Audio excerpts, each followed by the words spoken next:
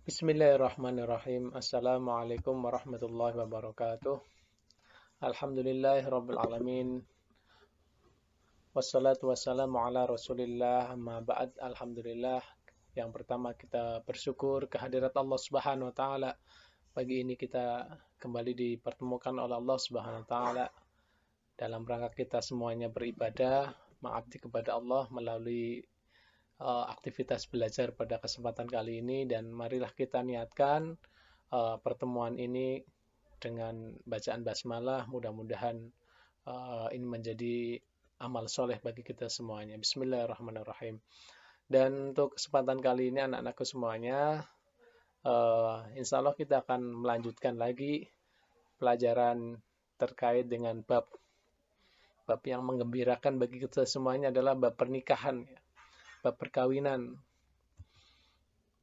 Jadi perkawinan dalam konteks kita sebagai umat Islam sudah memandang, ajaran kita sudah memandang bahwasanya Allah menciptakan kita semuanya itu dalam bentuk yang paling oke, paling sempurna, dilengkapi berbagai macam instrumen yang luar biasa. Dan di antara instrumen itu adalah naluri untuk menikah, naluri seksual. Dan naluri ini dalam Islam harus disalurkan sesuai dengan jalannya, sesuai dengan aturannya. Tidak boleh ditahan, dikekang, kemudian dengan hidup membujang, sebagaimana beberapa pemuka agama lain. Tapi tidak boleh juga digunakan secara serampangan, secara membabi buta, dan lain sebagainya. Harus sesuai dengan koridor dalam Islam. Koridor yang pas dalam hal ini adalah melalui pernikahan. Dulu ada 3 sahabat Nabi yang datang kepada Aisyah menanyakan ibadah Nabi. Wahai Aisyah, bagaimana ibadah Nabi? Kemudian Aisyah menjawab, ibadah Nabi itu sholat malamnya seperti ini, puasanya seperti ini, sodakoh dan lain sebagainya digambarkan oleh Aisyah, sehingga kemudian 3 orang sahabat ini mendapat satu kesimpulan. Oh, berarti selama ini apa yang mereka lakukan, ibadah yang mereka kerjakan itu belum ada apa-apanya dibandingkan Rasul. Sehingga mereka kemudian ada yang bertekad tidak akan akan terus-menerus sholat malam, tidak akan tidur. Ada yang bertekad tidak akan terus-menerus berpuasa, tidak akan berbuka. Ada yang kemudian berkomitmen akan tidak akan menikahi wanita. Kemudian setelah Rasulullah mendengar jawaban mereka, maka kemudian Rasulullah katakan kepada mereka, wallahi saya ini orang paling bertakwa kepada Allah. Walakinni, tetapi saya itu anamu wa usolli, saya tidur, kadang saya juga sholat, wa asumu wa uftiru, saya juga berpuasa, kadang saya juga berbuka, wa atazawwajun nisa, dan saya juga menikah. Faman rohiba an sunnati falaysa minni, barang siapa yang membenci sunnahku, maka dia bukan termasuk golonganku. Sehingga ini menjadi satu ajaran yang fitrah, yang normal, sesuai dengan kefitrahan manusia. Sebelum kita lanjutkan, anak-anakku semuanya, ada satu tampilan film. Tolong diperhatikan. Ini adalah satu kondisi di mana masih adanya wabah seperti hari ini, wabah pandemi COVID-19, kaitannya dengan kehidupan. Yang pertama, kehidupan rumah tangga. Ini satu buletin news siang ya dari KTV. Berita ini menayangkan yang pertama terkait dengan tingginya angka perceraian di Indonesia, khususnya di Batang, Jawa Tengah. Luar biasa, sangat tinggi perceraian di Indonesia, dan itu tertinggi di dunia. Tidak hanya di Batang, di Jawa Tengah, di Jawa Timur, di Jawa Barat, dan hampir seluruh wilayah-wilayah di Indonesia. Itu kadang orang mau mengajukan perceraian aja sampai ngantri berbangku-bangku, berkursi-kursi mereka kita melihat, bahkan kadang sampai ke halaman pengadilan.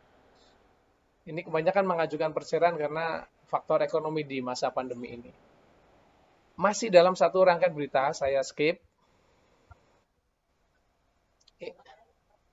Ini di Jepara justru yang terjadi sebaliknya. Jadi kalau tadi di Batang dan di beberapa wilayah Indonesia perceraian tinggi, ini di Batang orang mengajukan nikah itu sangat banyak, para remaja. para remajanya hampir 326 kurang lebih di masa pandemi ini mengajukan menikah dini, dispensasi nikah. Kenapa mereka mengajukan dispensasi nikah? Karena secara usia mereka uh, belum diperbolehkan oleh konstitusi untuk menikah. Undang-undang perkawinan umur 19 tahun.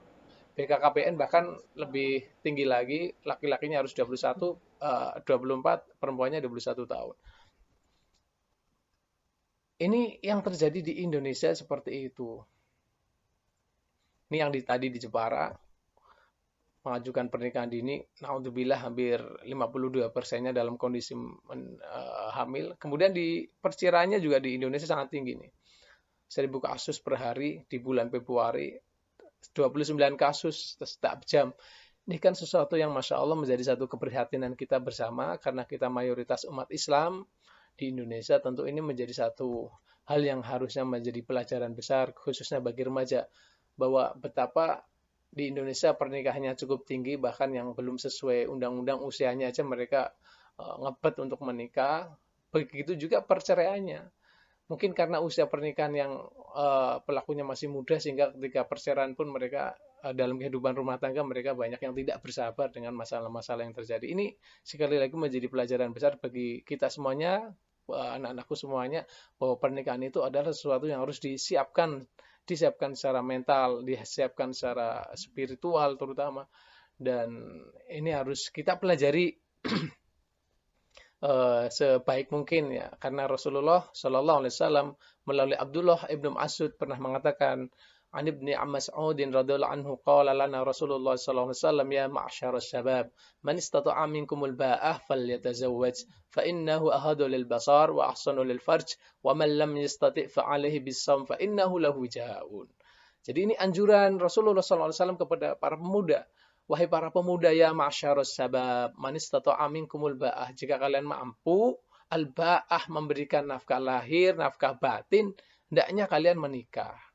Karena dengan menikah itu akan lebih menjaga pandangan, lebih menjaga kemaluan, dan barang siapa kau belum mampu untuk al-ba'ah, belum mampu untuk memberikan nafkah lahir batin, maka hendaknya dia banyak berpuasa. Karena puasa itu akan menjadi benteng. Dengan berpuasa, setan tidak akan leluasa, kemudian menjerumuskan manusia dalam kemaksiatan. Dan hikmah menikah luar biasa kalau kita lihat dalam beberapa literatur, itu adalah bagian sunnah para nabi, sebagaimana hadis riwayat Tirmidzi. Kesunahan para nabi itu ada bersiwak, memakai wangi-wangian, dan termasuk juga adalah menikah. Kemudian menikah juga menjadi tanda kekuasaan Allah Subhanahu wa taala. Surat Ar-Rum ayat 21, A'udzubillahi minasyaitonirrajim, wa min ayatihi an khalaqalakum min anfusikum azwajan litaskunu ilaiha wa ja'ala bainakum mawaddata wa rahmah inna fi dzalika laayatil liqaumin yatafakkarun. Bahwasanya menikah itu menjadi tanda-tanda kekuasaan Allah Subhanahu wa taala. Ketika Allah gambarkan bahwasanya penciptaan langit dan bumi itu menjadi tanda-tanda kekuasaannya, penciptaan gunung menjadi tanda-tanda kekuasaannya, ternyata pasangan kita, istri kita nanti kelak atau suami kita kelak adalah menjadi tanda-tanda kekuasaan Allah Subhanahu wa taala. Sehingga ini juga hendaknya menjadi ibrah hikmah bagi kita semuanya, bahwasanya kita hidup di rumah tangga, kita berdampingan dengan sesuatu yang itu menjadi tanda-tanda kebesaran Allah Subhanahu wa taala, dan hendaknya kita bisa menjaga diri untuk menjaga merawat apa yang menjadi tanda kekuasaan Allah Subhanahu wa taala. Kemudian yang menikah, hikmah menikah berikutnya adalah menikah itu nisfuddin, sebagian dari agama. Karena istri yang soleh itu sebagian agama, rezeki dari Allah, kemudian sebagian lagi kita adalah menjalankan ajaran-ajaran agama yang lain. Ini sebagaimana hadis Tabrani dan Hakim. Kemudian yang terakhir, hikmahnya itu sebenarnya banyak, silakan dibuka sendiri, tapi Ustaz jelaskan hanya beberapa. Menikah itu menjadi benteng, menjaga masyarakat dari kerusakan, dari dekadensi moral, dari kemerosotan akhlak. Karena dengan menikah orang akan lebih terjaga kemaluannya. Dengan anjuran menikah ini Islam mempermudah bagi kita semuanya untuk menjaga mata kita, menjaga kemaluan kita. Ini beberapa hikmah. Kemudian hukum pernikahan dalam Islam itu seperti apa sebenarnya? Maka kita akan jumpai di sana ada 5 hukum setidaknya terkait dengan pernikahan. Yang pertama mubah. Ini asal hukumnya mubah dalam perkainan, boleh. Kemudian yang kedua sunnah. Sunnah itu bagi siapa? Bagi orang yang mungkin sudah punya penghasilan, punya ma'isyah, punya pemasukan, dia mampu memberikan nafkah lahir, dan juga mampu memberikan nafkah batin, tapi dia juga hidup dalam satu kondisi lingkungan yang baik, yang soleh, dia menjaga syariat-syariat Allah, menjaga sholat jamaah, dia banyak ikut ngaji, dan dia tidak dikhawatirkan terjerumus ke dalam perzinahan. Maka orang seperti ini sunnah kalau kemudian melakukan pernikahan. Yang ketiga, hukum pernikahan itu wajib bagi siapa? Bagi orang sudah punya muaisah, punya penghasilan, punya pemasukan, sudah mampu memberikan nafkah lahir batin, dan dia hidup mungkin di tengah satu lingkungan yang tidak kondusif, banyak godaan, banyak syahwat berkeliaran di mana-mana, dan dia khawatir untuk jatuh ke perzinahan, maka orang seperti ini wajib untuk segera menikah. Kemudian yang keempat, hukum menikah itu makruh bagi siapa? Orang yang tidak mampu untuk melakukan al-ba'ah, tidak mampu melakukan tidak mampu memberikan nafkah lahir, dan juga tidak mampu melakukan hubungan seksual karena mungkin ada penyakit dan lain sebagainya. Maka orang ini makruh hukumnya menikah. Kecuali mungkin calonnya itu sudah diberitahu dan calonnya ikhlas, rela dengan kondisi calon mempelai prianya, maka ini diperbolehkan untuk menikah, kembali ke hukum asal. Kemudian yang terakhir, hukum pernikahan haram. Bagi siapa? Bagi orang yang tidak mampu al-ba'ah, tidak mampu memberikan nafkah lahir batin, tidak mampu, belum bekerja, belum punya penghasilan, dan lain sebagainya. Apalagi kemudian dia berniat menikahi itu untuk menyakiti pasangannya, itu jelas haram dalam pandangan agama kita. Jadi ini anak-anakku semuanya yang kita pelajari pada kesempatan kali ini. Ada anjuran menikah, hikmah menikah, dan hukum menikah yang tadi Ustadz sudah sampaikan semuanya. Kemudian ada satu tugas, silakan nanti dikerjakan secara berkelompok. Satu kelompok maksimal 5 sesuai urutan absen. Silakan nanti bisa didiskusikan melalui WA, bisa tatap muka. Tapi mohon Ustadz minta tetap mengikuti anjuran pemerintah, protokol kesehatan harus diterapkan. Nanti kalau sudah didiskusikan, kirimkan hasilnya ke Ustadz, ke WA Ustadz. Terakhir 31 Agustus 2020. Soalnya adalah tingginya angka perceraian di Indonesia. Ini yang didiskusikan. Tingginya angka perceraian di Indonesia merupakan problem besar bagi kehidupan umat Islam sebagai mayoritas. Bagaimana solusi terbaik menurut kamu mengatasi problem ini? Silakan didiskusikan. Hasilnya kirim lewat WA. Kemudian ada tugas mandiri yang ini nanti harus dikirimkan jawabannya melalui Google Classroom. Terakhir juga sama, akhir Agustus, buatlah kasus ilustrasi sederhana yang menggambarkan kondisi seseorang kaitannya dengan hukum pernikahan. Ilustrasi sederhana, oh si fulan sudah bekerja, sudah mampu, tapi dia ternyata dikhawatirkan jatuh ke dalam hal-hal yang sifatnya maksiat, zina, dan sebagainya. Sudah mampu kerja, sudah mampu memberikan nafkah lahir batin, kondisinya dikhawatirkan jatuh ke perzinahan, maka baginya wajib untuk menikah. Ini contoh. Jadi ini tugasnya, silakan segera dikerjakan. Nanti yang paling awal nilainya Ustadz akan lebihkan. Dan mudah-mudahan apa yang kita pelajari pada kesempatan kali ini bisa bermanfaat bagi kita semuanya. Dan Ustadz mohon maaf jika ada hal-hal yang tidak pas tadi Ustadz sampaikan. Silahkan untuk materi ke depan disiapkan lagi. Insya Allah kita akan belajar terkait dengan khitbah dan lain sebagainya. Dan mudah-mudahan Allah pertemukan kita lagi. Aku qouli hada wastaghfirullah li wa lakum balisairil muslimin muslimat fastaghfiruh. Subhanakallahumma wa bihamdik asyhadu an la ilaha illa anta astaghfiruka wa atubu ilaik.